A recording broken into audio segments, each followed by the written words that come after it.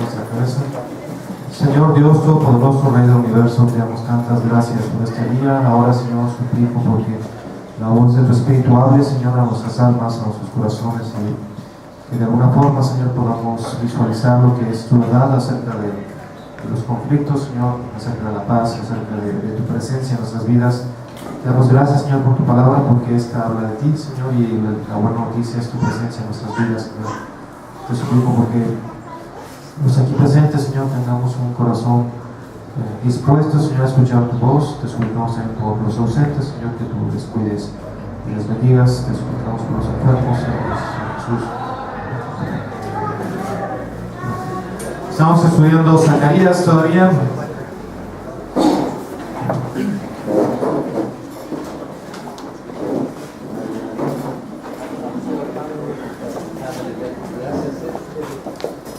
Zacarías, recordarán que Zacarías y Ageo tuvieron un ministerio conjunto, o sea, fueron coetáneos, vivieron en la misma época, y de alguna forma el Señor los usó a ambos por una situación muy particular.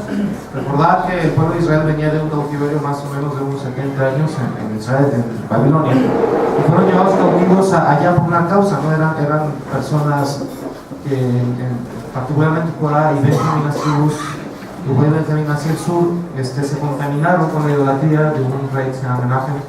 Entonces él impuso un sistema idolátrico muy similar al reino del norte, y de hecho un poquito más extenso, o sea, le echó más creatividad a la idolatría, y finalmente el Señor no tomó por inocente a su pueblo escogido, lo disciplinó de una forma muy fuerte, y fueron llevados cautivos a Babilonia. El Señor usó ese cautiverio para de alguna forma afirmar muchos conceptos del pueblo, muchas creencias, afirmar también mucha identidad nacional. Lo que ahora nosotros conocemos del judaísmo proviene de Babilonia, del cautiverio, es decir, las escuelas rabínicas nacieron en Babilonia, el Mizrah como tal nació en Babilonia, la Mizpah, que es ya la escritura, los libros ordenados, nació en Babilonia. El canon judío de alguna forma se completó en Babilonia. Los puntos masoréticos del idioma hebreo comenzaron en Babilonia, etcétera, etcétera, etcétera, ¿no? Una secta o un partido, de alguna forma político, que nació en Babilonia fue el de los fariseos. Como los fariseos daban más énfasis al culto personal que al templo, pues evidentemente en una situación en donde no había templo, pues ellos podían sobrevivir de una mejor manera, ¿no? Al contrario de los saduceos, que de alguna forma ellos eran más conservadores y basaban su culto en la Torá, en la inspiración de los 5 libros escritos por Moisés, y también en el templo, ¿no? Entonces, todas esas cosas nacieron en Babilonia. Los Talmud, que son los comentarios de las escrituras judías, también nacieron ahí, y las sinagogas también nacieron en Babilonia, ¿no? Ahora, la estructura de las sinagogas, muy similar a la estructura de las iglesias, nació ahí, ¿no? Entonces, el Señor, a pesar de que evidentemente era un juicio, usó eso para consolidar muchas de estas cosas, ¿no? Ahora, todos ellos que estaban ahí en Babilonia, de alguna forma fueron llamados por Dios para regresar. Dios levantó reyes, levantó circunstancias para que ellos pudieran regresar a Jerusalén, pero los que regresaron con Zorobabel y con Esdras y con Nehemías, que de alguna forma esos tres en diferentes tiempos tenían una misión muy importante, y era su única misión. ¿Cuál era? Reconstruir el templo en primera instancia, y después reconstruir la ciudad, ¿no? En el caso de Nehemías. ¿Con qué objeto? Dios, ¿dónde estaba apuntando en ese momento? ¿La venida de quién? Del Mesías, ¿no? Entonces, por eso era necesaria la reconstrucción del templo, por eso era necesaria también la reconstrucción de Jerusalén, ¿no? Y de alguna forma Dios ya estaba apuntando desde ese momento a que el Mesías iba a levantar e iba a caminar por esos lugares, iba a hacer presencia en esos lugares, ¿no? Entonces era muy importante la misión que ellos tenían. Sin embargo, como hemos visto a través de Ageo y a través de Zacarías, los primeros capítulos, pues ellos se dieron a las circunstancias, es decir, comenzaron a encontrar oposición, comenzaron a encontrar problemas en la ejecución de la misión del Señor, y simple y sencillamente cesaron de hacerlo, ¿no? No quisieron confrontar el problema, no quisieron enfrentar ese asunto, y ellos vieron mal, dijeron, ¿en qué estado estamos? En paz. Yo no me meto en conflictos, estoy en paz. Estaban en paz. Pues aparentemente, estaban en paz porque de alguna forma tenías una casa más o menos bonita, no tenías problemas con la autoridad civil, pero no estabas en paz, porque no estabas en paz con quién, con Dios. Entonces, hermanos, el que nosotros aparentemente tengamos paz no quiere decir que estemos en completa paz. Y aparentemente el que nosotros estemos en un conflicto, pero estamos en paz con Dios, eso quiere decir que estamos en paz. O sea, la paz puede ser muy contradictoria, la paz puede ser muy aparente, ¿no? Y el capítulo 8 de alguna forma habla de eso, capítulo 7 y 8. Dice: aconteció en el año cuarto del rey Darío que vino palabra del Señor a Zacarías a los 4 días del mes noveno, que es Kisleu. Aquí el detalle es de que algunos comentarios, es importante que tengamos en cuenta el problema de la datación, ¿no? Finalmente habían pasado entre 2 y 3 años entre que la primera noche de visiones que tuvo Zacarías, ¿se acuerdan? Que en una sola noche tuvo 8 visiones, ha de haber sido tremendo, ¿no? Tenía las visiones y las escribo, ¿qué hago? ¿No? O sea, estaba así. Ahora, y dice: cuando el pueblo de Betel había enviado a Seracer, a Regem Melech y a hombres a implorar el favor del Señor. Ahora es interesante porque ¿de dónde provenían estos hombres? De Betel. ¿Y Betel qué era? Que le dicen una ciudad. ¿Qué era Betel? Era una ciudad, ciertamente. Estaba al norte de Jerusalén, más o menos unos 20 kilómetros. ¿Pero qué hacían en Betel? ¿Sí se acuerdan cuando el reino se dividió? Que Jeroboam dijo: bueno, si Jerusalén es el centro de adoración, bueno, van a estar yendo para allá, ¿no? Y vamos a depender de ellos. Entonces tuvo la creatividad de generar un nuevo centro de adoración y lo puso ¿en dónde? En Betel. Y no solamente eso, sino que se inventó como una nueva religión, ¿sí? Y de alguna forma prosperó desde los ámbitos muy humanos, ¿no? Entonces Betel era un centro de adoración pagano, de alguna forma. Cuando regresan los judíos, muchos judíos se asentaron en Betel, y esos judíos regresan a Jerusalén y regresan a implorar el favor, pero adicionalmente regresan no solamente eso, dice: y a hablar con los sacerdotes que estaban en la casa del Señor de los ejércitos, a los profetas, diciendo: lloraremos en el mes quinto, haremos abstinencia como hemos hecho ya algunos años. Básicamente, cuando ellos estaban en Babilonia, también empezaron a poner algunas ceremonias, y estas ceremonias de ayuno comenzaron ahí, y tenían que ver con la destrucción de Jerusalén, con que habían matado al gobernador de Jerusalén, de Judea, con que habían quemado el templo y con que los habían desterrado.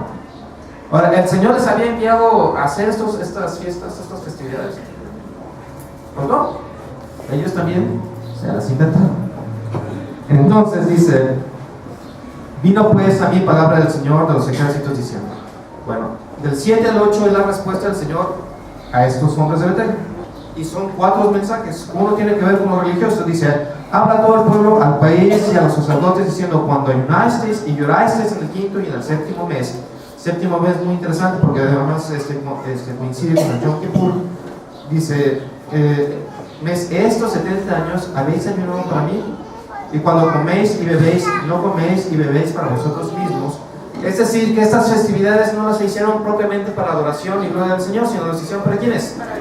Para sí mismos, ¿no? Sea para glorificarse, sea porque se sentían bonitos, sea para consolarse, lo que sea, no era para Dios. Ahora, interesante es ver que no solamente el problema no era que ellos hacían cosas religiosas para sí mismos, sino que toda su vida era para quiénes? Para sí mismos. Por eso dice: no solamente el ayuno, sino que además cuando coméis o bebéis, se acuerda que si coméis o bebéis o hacéis cualquier cosa, hacedlo para la gloria de quién? De Dios. ¿Ya ves de dónde viene? Dice: bueno, cuando coméis y bebéis, ¿para quién lo hacían? Para ustedes.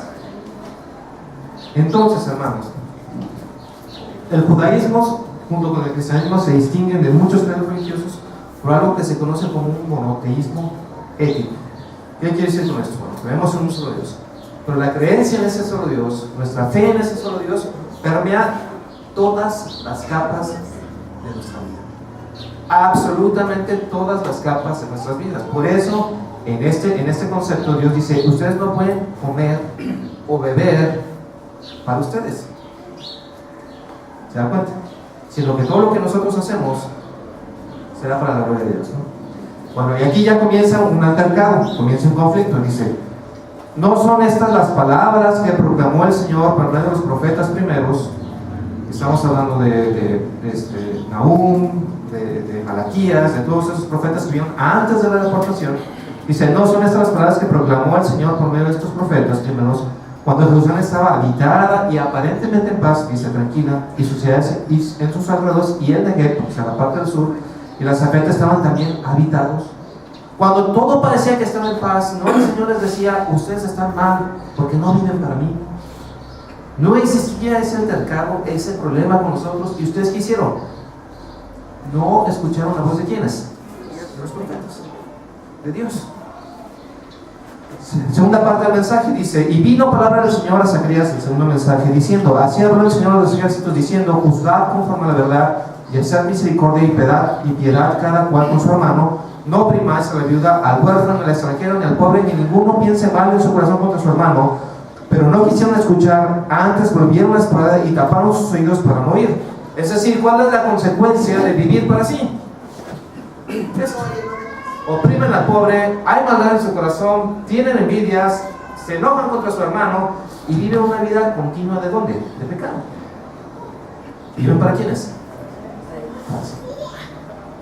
Entonces esa es la segunda parte del mensaje, la segunda respuesta que Dios le da a estos hombres de Betel. La primera es, ustedes inventaron cuestiones religiosas y toda su religión es vana porque la hacen para quién. Además, como consecuencia por vivir continuamente para ustedes, ¿cuál es la consecuencia inmediata? Viven una vida continua de pecado. De pecado en todas las esferas de su vida. Oprimen al pobre, se llevan mal unos con otros, tienen envidias, tienen celos, tienen contenciones. Esa es la consecuencia, dice. Y pusieron su corazón como diamante para no oír la ley de las palabras que el Señor de los ejércitos enviaba por medio de quién. De su espíritu. La ley fue otorgada por quién. Por el Espíritu Santo. Y describe de alguna forma los ciudadanos del reino. Entonces, en la ley dice claramente que nosotros tenemos que amar a nuestro prójimo como a quienes, como a nosotros mismos. No dieron oído a la ley. Su espíritu estaba lejos del Espíritu de Dios. Dice, y aconteció que así como él clamó y no escucharon, Dios les clamó y no escucharon, también ellos, los que recibieron ese mensaje, clamaron y yo no escuché, dice el Señor de los ejércitos, sino que los esparcí con torbellino por todas las naciones que ellos no conocían, y la tierra fue desalojada tras ellos, sin quedar quien fuese ni viniese, pues convirtieron en desierto la tierra desierta. Dios los dio por inocentes. No hay un acto de inocencia en quebrantar uno solo de los mandamientos de Dios. No existe. No es de que Dios se hace de la vista gorda. ¿Se da cuenta? No ese es el caso. Simple y sencillamente usted está en un conflicto con quien no debería estar en conflicto. Digo, uno escoge sus luchas, ¿no? Imagínense que yo solo le declara la guerra a Estados Unidos. O sea, sería absurdo, ¿no? Agarro mi fusil, mis granadas, me voy a la frontera, me paro en medio de la frontera y digo, yo declaro la guerra al gobierno de los Estados Unidos. ¿Qué cree que va a pasar? O sea, seguramente no va a salir bien librado del asunto, ¿no? Exactamente el mismo caso. Usted se pondría delante de la gloria de Dios, del creador del universo. Dice que el Señor de los ejércitos aquí habla, y no es el punto de que es el Señor de unas tropas, sino que es el Señor de todos los ángeles. Todos los ángeles le deben obediencia a Él, y Él gobierna sobre todas las estrellas. ¿Cuántas estrellas hay? Millones. Él gobierna sobre ellas. Sobre ese ser, usted se va a poner delante de Él y va a tener un altercado con Él. ¿Está seguro de lo que está haciendo? ¿Se da cuenta? Es lo que está diciendo Dios. Por eso se presenta de esa manera. ¿Contra quién estás comiendo? Y dice, capítulo 8, vino a mí palabra del Señor de los ejércitos diciendo, así ha dicho el Señor de los ejércitos, celé a Sión con gran celo y con gran ira lo celé. Así dice el Señor, yo he restaurado a Sión, está hablando un tiempo futuro, y moraré en medio de Jerusalén, y Jerusalén se llama ciudad de verdad, y el monte del Señor de los ejércitos, monte de santidad. Así ha dicho el Señor de los ejércitos, aún han de morar ancianos y ancianas en las calles de Jerusalén, cada cual con su bordón en su mano por la multitud de los días, y las calles de la ciudad estarán llenas de muchachos y muchachas que juzgarán en ellas, que jugarán en ellas. Está hablando de un evento futuro, es decir, ustedes están en un problema, ustedes han altercado con quien no deben, y ahora hay una promesa futura. Una promesa futura en donde vamos a levantar un reino, y en ese reino todas las personas que habitan ahí, ¿cómo van a estar? Seguras. yo cuando tenía 10 años, ya estaba en la secundaria, y yo me iba en camión a la secundaria. Tomaba el, creo que, no me acuerdo, 32, y me llevaba hasta la secundaria. Ahora usted no se la piensa para que sus hijos se vayan en camión. Es más, no se la piensa para que vayan a la tienda de la esquina. Hay seguridad, hay paz. Ah, pero en el reino de Dios dice que los muchachos y las muchachas están jugando ¿dónde? En la calle. ¿Y qué va a pasar? Nada. Oye, mamá, imagínense en el reino de Dios, voy a ir con el hermano Moisés.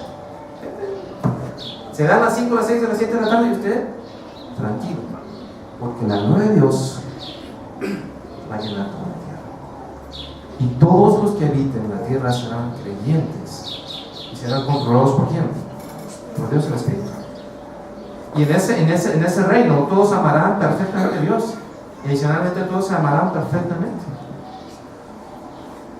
¿Se dan cuenta? Es lo que está diciendo el Señor. Dice, así dice el Señor de los ejércitos, si esto parecerá maravilloso a los ojos del remanente de este pueblo en aquellos días, también será maravilloso delante de mis ojos. Es decir, ¿cómo va a ser posible?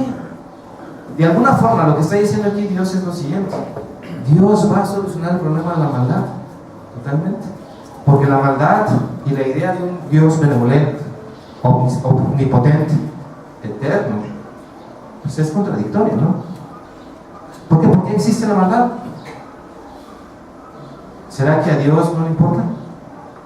Porque si a Dios no le importa, entonces no es todo benevolente. ¿O será que Él no puede propiamente solucionar el problema? Si no puede, entonces no sería omnipotente. O finalmente no quiere. Pero no, aquí estamos viendo que Dios puede resolver ese problema. Dice, para ustedes esto es imposible, pero para Dios ¿qué? Todo es posible. Quiere, por supuesto que lo quiere, de hecho ya lo ha prometido y lo hará. Se ha puesto a pensar qué implicaría, porque nosotros lo juzgamos a Dios, somos más fuertes que Dios, ¿no? ¿Cómo es que existe la maldad en el mundo? Bueno, ¿qué implicaría si Dios en este momento soluciona el problema de la maldad? ¿Qué implicaría? Dejaríamos la paz de la tierra. ¿Se da cuenta? Sin embargo, Dios es paciente para nosotros, no queriendo que ninguno perezca, sino que ¿qué? Que todos procedan al arrepentimiento. Porque Dios, como yo les decía la última vez, Dios no es de una sola manera. Dios es santo, obviamente, sí. Dios es todopoderoso y todo benevolente, pero también es justo y también es amor. En un ser tan complejo, ¿cómo van a quedar todas las cosas? Aquí se lo está describiendo de alguna forma. Y dice, así ha dicho el Señor de los ejércitos, y aquí yo salvo a mi pueblo de la tierra del oriente, y donde se pone el sol, y los traeré y habitarán en medio de Jerusalén, y me serán por pueblo, y yo seré ellos por Dios, en verdad, ¿y cómo? En justicia. Si el Señor va a resolver el problema de la maldad, pero también lo va a resolver ¿desde dónde? Desde aquí. Va a haber una conversión en nuestro corazón.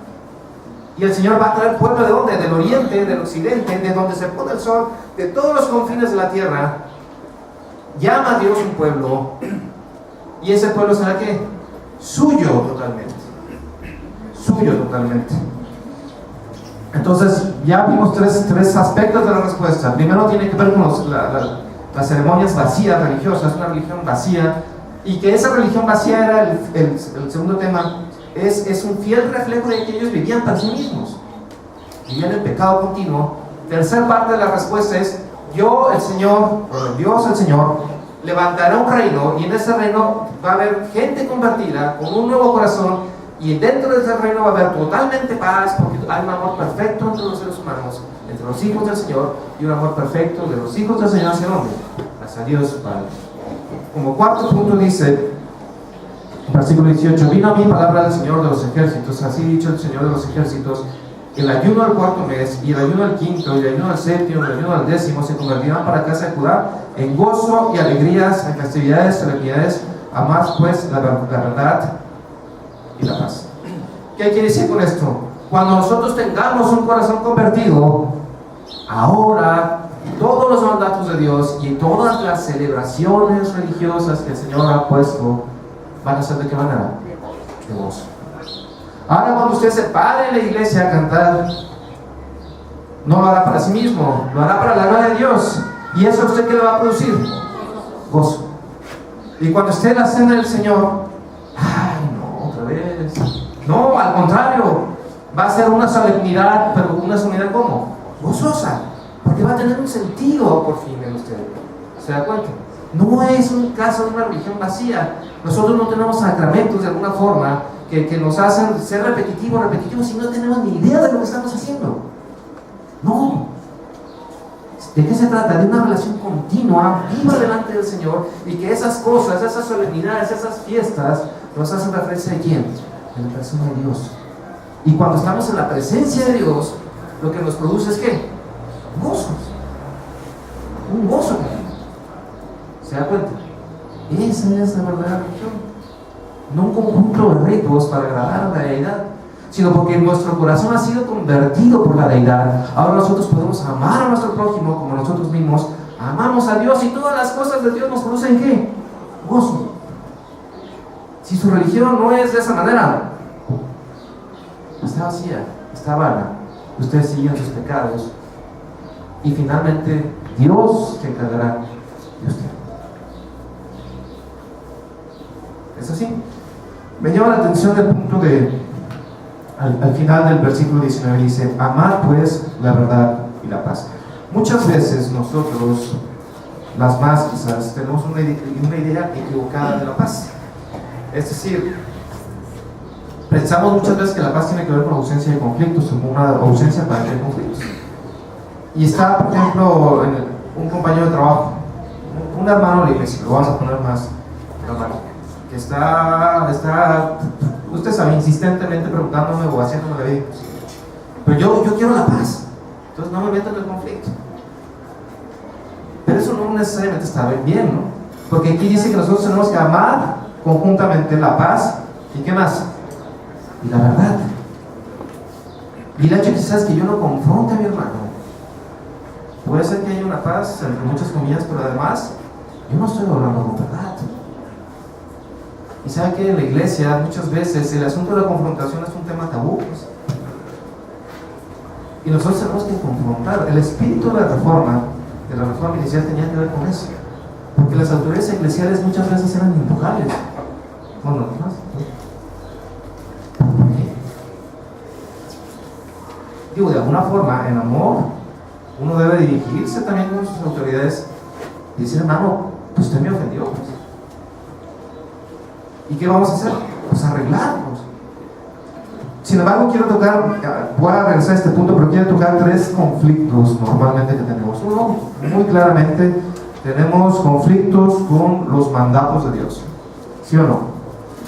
Y el que me diga que no, que se pare para ser retirado con Biblias, porque eso es mucho más recurrente de lo que usted y yo creemos. Juan capítulo 11, está nuestro Señor Jesús en Betania, está a 8 kilómetros más o menos al sur de Jerusalén, y está en una fiesta.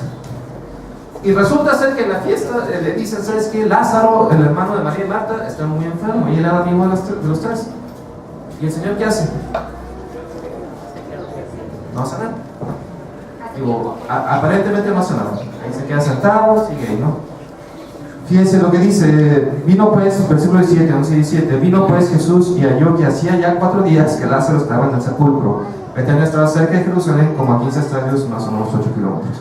Y muchos de los judíos habían venido a Marta y a María para consolarlas por su hermano. Entonces Marta, cuando oyó que Jesús venía, salió a encontrarle, pero María se quedó en casa. Es decir, ya va nuestro Señor Jesús a Betania 4 días después que se iba a Marta. Entonces ya desciende. Entonces él va con la convicción fija de lo que él ya sabe que va a suceder. Llegan María y Marta, y de alguna forma hay un reclamo: Señor, si hubieras estado aquí, ¿qué hubiera pasado? Mi hermano no hubiera muerto. ¿Tenían razón? Pues a lo mejor sí. Digo, porque ellos no podían saber bien cuál era el plan de Dios, ¿no? Pero bueno. Entonces, primer punto, pues, ay, Señor, pues es que tú no haces lo que debes, ¿no? Tampoco no. No me diga que no es cierto. Y dice, sin embargo, es interesante ver lo siguiente: él fue al 4º día. ¿Por qué al 4º día? ¿Por qué no al 3º, al 5º, al 6º? Según la superstición judía, 3 y 4 días dura el espíritu de superstición, del muerto allá rondando la tumba. Entonces, de alguna forma, el Señor desciende al cuarto día, porque ya no había posibilidad ni por superstición de que Lázaro estuviera vivo. Así. Entonces dice, versículo 33, Jesús entonces, a verla llorando, y a los judíos que la acompañaban también llorando, se estremeció en espíritu y se conmovió y le dijo, ¿dónde lo pusiste? Le dijeron, Señor, ven y ve. Versículo 35. ¿Qué hizo? Jesús lloró. Es muy conmovedor esto, porque usted piensa en el escenario, es decir, él va descendiendo entre las piedras, les dice, bueno, ¿dónde lo pusieron? Ve que Marta y María están llorando, todavía el cuarto día. Ve que los judíos alrededor estaban llorando, todos estaban llorando. Hay una profunda desesperación y desolación en ese pueblo. ¿Cómo Dios se siente? No. O sea, usted no tiene un Dios indolente. No es el caso de que Dios se ha alejado de la tierra y es ajeno a sus problemas, a las circunstancias. No lo es. Jesús lloró. Y dice, dijeron entonces los judíos, mirad cómo les llamaba. Digo, hasta aquí estaba muy bien. Y luego viene el reclamo. Algunos de ellos dijeron, no podía que abrió los ojos del ciego, haber hecho también que Lázaro muriera. O sea, se están viendo cómo están. Están llorando todos en un momento muy conmovedor y no falta el hipócrita que lanza una piedra, ¿no? Dice, Jesús profundamente conmovido, otra vez vino al sepulcro. Era una cueva y tenía una piedra puesta encima. Y dijo Jesús, quitad la piedra. Conflictos con los mandamientos del Señor. Bueno, pues ¿para qué vamos a quitar la piedra si ya huele? Ahora resulta que Marta tenía más experiencia en los muertos que Dios, ¿no? Es el mismo caso de tira la red. Oh, pero si ya la tiramos toda la noche y tú no sabes de peces, tú eres carpintero y yo soy pescador, ¿no? Vete misionero a la India. Señor, pues si sale el pasaje, háblale a tus compañeros de la escuela. Señor, pues si me van ama a tu esposa. Señor, pues si ya sabes cómo es. ¿Sí o no? Somos más expertos en las situaciones que Dios mismo. ¿Sí o no? Altercamos con los mandamientos de Dios.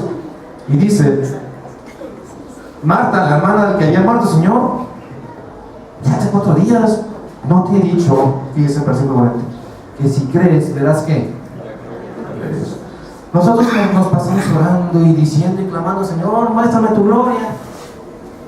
Vete mi Señor a la China. Pero no vas a ver la gloria de Dios si no crees. Si no le haces caso a la voz de quién? Del Espíritu. Y el Espíritu nos puede llevar a unas situaciones totalmente absurdas para nosotros, pero para lo que es imposible para los hombres, para Dios es que posible. Posible totalmente. Señor, es que tengo este conflicto. Arregla lo que es imposible para Dios, pero no para los hombres. Como Dios es posible. Basta decir la historia. Quitan la piedra. Jesús ora diciendo, Señor, te doy gracias porque sé que me escuchas. Pero yo lo digo ¿para qué? Para que ellos crean que tú me has enviado a mí, y creyendo ellos van a tener ¿qué? Vida eterna. Le dice, Lázaro, ven fuera. Ya está, el tejido ya se había empezado a descomponer. Entonces, imagínense la complejidad del milagro. Las células empiezan a restituir, las mitocondrias empiezan a metabolizar otra vez, todas las sustancias químicas que hay en el cuerpo comienzan a regenerarse, los tendones, el corazón vuelve a latir, y un espíritu ahí dentro de él. ¡Pum! Y la momia sale tirando brinquitos. ¿Usted qué haría? Yo me desmayo del susto, hermano. Del susto. Todos se quedaron boquiabiertos. Y dice que muchos de los judíos que habían venido, ¿qué hicieron? Creyeron. Vieron la gloria de Dios. ¿Usted quiere ver la gloria de Dios? Obedezca los mandatos. Escuche. Crea. Finalmente la obra no es suya. El sentido de que el Señor lo mande a una obra o a una obra misionera, lo que sea, no es para que usted sea tan competente que va a hacer la obra del Señor. No, Dios va a hacer su obra y lo está invitando a usted ¿a qué? A que simple y sencillamente sea un espectador de su gloria. El Señor es el que los convierte, el Señor es el que los cambia, el Señor es el que mueve todo para que usted vea ¿qué? Su gloria. Su gloria. Segundo punto, tenemos conflictos ¿con qué? Con las circunstancias. Marcos capítulo 4.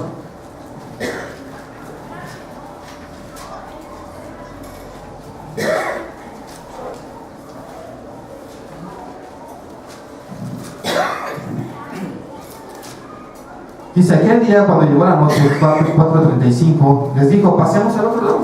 Es decir, estaban en el lago de Nazaret, estaban los discípulos y dijeron, pues vamos a pasar, tenían que ir a Gadara, al otro lado se acuerda del demonio gadareno. Entonces ellos estaban acá, y vamos a pasar al otro lado. Y despidiendo a la multitud, la tomaron como estaba en la barca, y había también con él otras barcas. Pero se levantó una gran tempestad de viento y echaba las olas en la barca de tal manera que ya se anegaban. Y él estaba en la popa durmiendo sobre su cabezal y le despertaron. Es decir, está nuestro Señor Jesús y todos los discípulos que en este momento yo creo que se han sentido, ay, nosotros somos cercanos, pues vamos a subir la barca, vamos. Ya se van.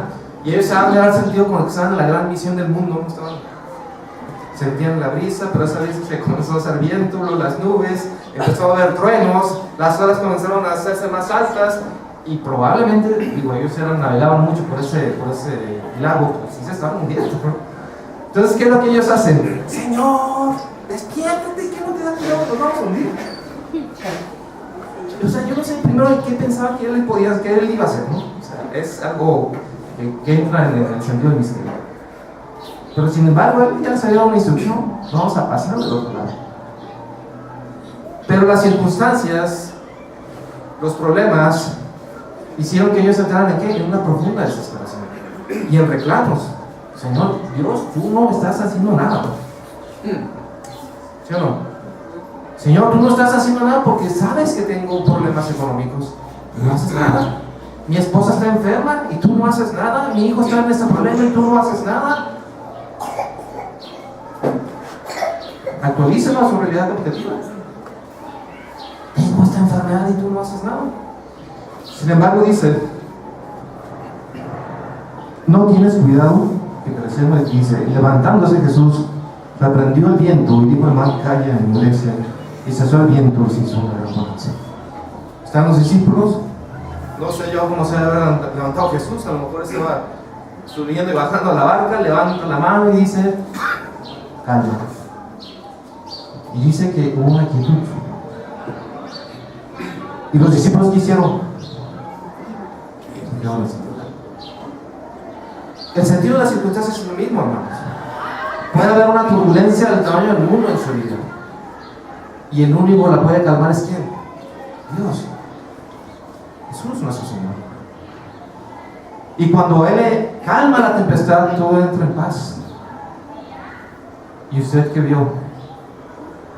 La gloria de Dios. La gloria de Dios. Y puede ser muchas veces, hermanos, que la situación en la que usted está tan crítica es una fuerte invitación a que usted vea la gloria de Dios. El señor George Mueller se dedicaba a trabajar como huérfanos, ¿no? Y un día, pues no tenía nada en el orfanato, absolutamente nada. ¿Sabe que este hombre, George Mueller, se retiró, se cumplieron 71 años para dedicarse al pastor itinerante? Si no le faltaba tiempo, pues ahí lo tenía. Después de haberse dedicado como unos 50 años a administrar orfanatos. Entonces estaba una vez en la mesa, está la mesa vacía, no tenían absolutamente ninguna gota de alimento, de agua, de leche, de nada. Se sienta con los niños, e inclina la cabeza y dice, Señor, gracias por los alimentos. Entonces los chiquillos se quedan. Sin embargo, lo que pasa es de que él dice en su biografía, yo les estaba enseñando a los muchachos a que fuéramos agradecidos cualquiera que fuera la circunstancia. Esa es la circunstancia. Nosotros estamos orando. En eso llegan y tocan la puerta, paz. Pues un señor traía un transporte, un pan, y se le había abollado una llanta, y pues se le iba a echar a perder el pan. Y le dijo, pues mire, sé que aquí hay unos baratos, aquí le dejo la caja de pan. Llega después un señor con una mula y dice, pues yo creo que le debo entregar la leche a usted. ¿Qué haces que los niños comieron huevo, comieron leche, comieron? Y aquí el punto es, los niños vieron la gloria de Dios. ¿A través de qué? De la provisión. Cuando usted está en un problema, en una turbulencia, usted es un instrumento escogido para la gloria de Dios. Usted sabe, entiende y cree, o supone que el Señor no sabe lo que cuesta el llamamiento de Él. No sabe que cuando usted le está pidiendo que vaya o se traslade a otro país, sabe que va a dejar familias, amigos, trabajos, la seguridad aparente. Por supuesto que lo sabe. Usted no cree que sabe que usted se puede quedar solo también. Porque no está solo, porque está la persona de Dios a un lado de usted. Por supuesto que lo sabe. Dios no es violento. Sin embargo, Él lo invita a usted para que vea que su Dios. Así que la próxima vez, hermano, que usted tenga una profunda necesidad, va a entrar a su cuarto, se va a hincar, va a agradecer al Señor por esa situación y le va a pedir una sola cosa: que le permita ser un instrumento de su amor. Por último, hermanos, ¿qué tal con los conflictos entre personas? Mateo capítulo 5, versículo 24.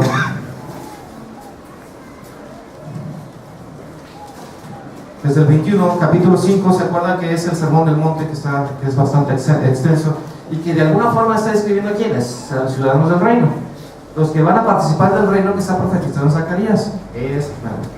Dice: oíste que fue dicho a los antiguos: no matarás, y cualquiera que matará será culpable del juicio. Pero yo os digo que cualquiera que se enoje contra su hermano, y ahí es donde ya no escucho más amén, ni mucho menos. Cualquiera que se enoje con su hermano es que será culpable del juicio, y cualquiera que le diga necio a su hermano será culpable ante el concilio, y cualquiera que le diga fatuo quedará expuesto al infierno del fuego. O sea, el punto aquí no tiene que ver con las acciones ya consumadas, sino con ¿qué? Con las intenciones. Con las intenciones. ¿Hay problemas reales? Pues sí. ¿Uno se enoja? Pues sí. ¿Hay conflictos con tus hermanos de carne, parientes? Sí. ¿Con los hermanos de la iglesia? No, cabrón. Con los hermanos de la iglesia, sí hay conflictos. Y son reales. Sin embargo, fíjense lo que dice: por tanto, si traes tu ofrenda al altar y allí te acuerdas de que tu hermano tiene algo contra ti, deja allí tu ofrenda delante del altar y anda, reconcíliate primero con tu hermano, y entonces ven y presenta tu ofrenda. Ahora, interesante es ver que no dice, bueno, tú le hiciste algo al hermano, sino el hermano te hizo algo a ti. ¿De quién tiene que ser la plena respuesta? ¿Del ofendido? ¿Del ofensor? Porque nosotros decimos muy claramente: yo sí voy a tomar la cena del Señor porque no tengo ningún problema. Él se enojó conmigo porque quiso. Pero luego decimos: enojarse es una decisión, y él decidió enojarse conmigo. Jesús dice: no, deja lo que estás haciendo en la iglesia, vas con tu hermana y ¿qué? Y lo solucionas. ¿Se da cuenta? Usted es ciudadano del reino, usted es discípulo de Cristo, usted tiene ese sobrenombre. ¿Qué es lo que debe hacer? Pararse aquí a cantar, digo, por peor, y usted tiene un conflicto y no lo somete. O aquí, pararse aquí delante de ustedes, hermanos, y no resolver los conflictos. Ir a la escuela dominical y decir: Señor, y esto es para tu gloria. Y los conflictos. ¿Se dan cuenta?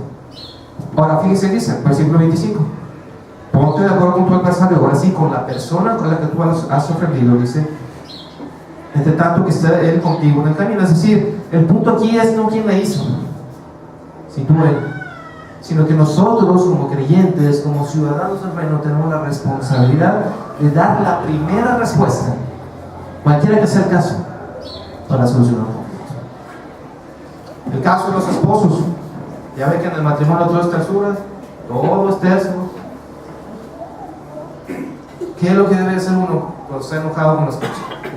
En mi caso, pues dejar la Biblia, porque luego, yo sigo haciendo mi devocional. Dejar la Biblia e ir a solucionar el conflicto. ¿Con quién? Con mi esposa. ¿Con qué espíritu? Eso es también muy importante. ¿Con cuál espíritu? Con el espíritu de humildad, con el Espíritu Santo, con la guía del Espíritu Santo. Si es necesario pedir perdón, uno debe hacerlo. ¿Cómo? Pedirlo, hacerlo. Es poco. Pues amorcito, ¿qué me equivoqué? La carne salió. Pero también ser honesto y decir: oye, yo creo que tú me ofendiste por esto. Nosotros como hermanos en la fe tenemos que tener esa apertura de ser confrontados y de confrontar.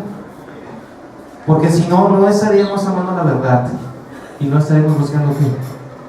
La paz. Y ese fue un pecado que lo vivieron allá y que lo vivimos ahora, porque al parecer es parte de nuestra condición pecaminosa. ¿Somos discípulos de Cristo, del Señor? Sí. Esta es la vara, esta es la medida. ¿Cómo va a responder usted? ¿Cómo vamos a responder como congregación? ¿Cómo vamos a resolver los conflictos? Ya para finalizar le dejo una historia muy interesante. Un hombre lleva a una pareja a la iglesia por primera vez. Entonces llega, se sienta, para eso tiene un estudio bíblico muy semejante a esto. ¿Y qué cree que es lo primero que la pareja totalmente inconversa ve en la iglesia? Pues el pastor se arma con un tremendo pleito con uno de los líderes de la iglesia, pero de tú me dijiste y bla bla bla, se enojaron y se sentaron y se fueron. Pasa una semana. Para esto la otra pareja pues toda avergonzada, pues mira, no siempre es así, esto pasó por primera vez, no sé ni cómo. Los convence de ir a la iglesia otra vez, van a la iglesia y creen que pues, el pastor se para, todo avergonzado y les dice: perdóname, me equivoqué, pequé, hice esto mal. Se para el líder de la iglesia y dice: pues perdóname, yo también hice algo mal. Se ponen en un abrazo. Esta pareja, ese día, vino a los pies del Señor. ¿Por qué? Porque tenemos un espíritu de mansedumbre, un espíritu que nos cambia el corazón y hace que nuestra carne mengue, que nosotros seamos transformados. Porque hay un conflicto entre Dios y nosotros. Y el mediador está en la cruz. ¿Por qué es que yo debo hacer esto? Porque hay un hombre, nuestro Señor Jesús, que murió en la cruz para solucionar el conflicto que teníamos entre Dios y los hombres. En la cruz. Si usted es un hombre que alterca delante del Señor o alterca con sus hermanos, de alguna forma está altercando con el que está en la cruz. Y lo salvó usted para la gloria de Dios Padre. Vamos. Señor, te damos tantas gracias por tu amor. Te suplicamos, Señor, que nuestro corazón pueda ser obediente a la voz de tu Espíritu, que nosotros podamos y hagamos, Señor, resolver nuestros conflictos contigo, Señor. Perdónanos, Señor, porque nuestra necesidad nos paramos delante de ti con una soberbia increíble, Señor, siendo que tú esperas de nosotros una humildad total, Señor, una rendición total, Señor, una renuncia total. Ahora, Señor, te suplicamos que perdones nuestra altivez, que podamos de la misma manera, Señor, con ese espíritu ir y arreglar nuestros conflictos con nuestros hermanos, Señor, con nuestra esposa, con nuestros hijos, con nuestros hermanos, Señor, nuestros familiares, y te damos gracias por tu amor. En el nombre de Jesús.